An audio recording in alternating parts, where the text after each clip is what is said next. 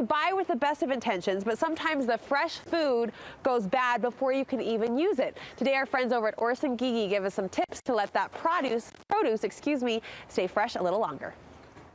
Hi, it's Candace and Heather from Orson Gigi, and we are here to share with you some of our favorite tips to protecting your produce. Yes, first up, long-stemmed herbs, things like parsley and basil and cilantro. You buy it at the grocery store, you can't use it all. Stick it in a cup with a little bit of water and just stick this right inside your fridge, and you are going to this is going to last for at least a week inside your fridge. And it'll save you from having to the grocery store every few days. So yes, buy everything totally at once and then just protect it in your fridge.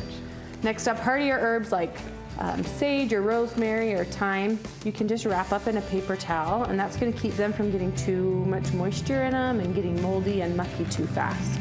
So wrap those up, stick them in a bag, stick them in your fridge, and they're not going to spoil quite as fast. When you go to use them and you notice that they're starting to get a little wilted or going to get bad, just chop them all up. Take a few extra minutes, chop them all up, and you can put them in the freezer. We sell these great little ice cube trays. I think they call them spice cube trays.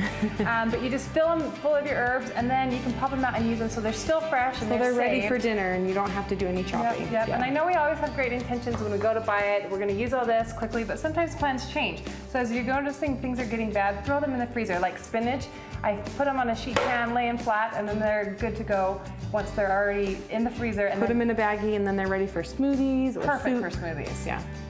Another tip for things that you want to keep really crisp, like a carrot or celery, again with the paper towel, just put it inside the plastic bag it's stored in, and that's going to absorb any moisture that's going to build up in there that's going to cause them to start to sog.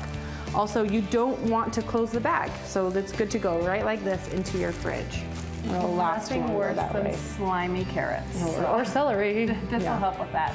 And there's a few things as you're buying, you want to make sure that you don't bring them home and put them in the fridge. Things like tomatoes and bananas, avocados, those are all things we left out. Also, we found out that cucumbers actually do best on the counter. So if you keep them above 50 degrees, they're going to last a lot longer, and they taste so much better. The texture. Yes. All right, things you do not ever want to put together. Onions, keep them by themselves. Don't put them with tomatoes, potatoes, apples. They want to be by themselves, or else they make everything else sprout. And stinky. And stinky. Yeah. And chocolate. Keep it away from your chocolate. Thank you guys for listening, and hopefully you guys get in the kitchen and cook more often. Okay, hold on. Cucumbers on the counter? Yeah, I learned a thing or two the last couple of minutes. Thank you, ladies. That was great.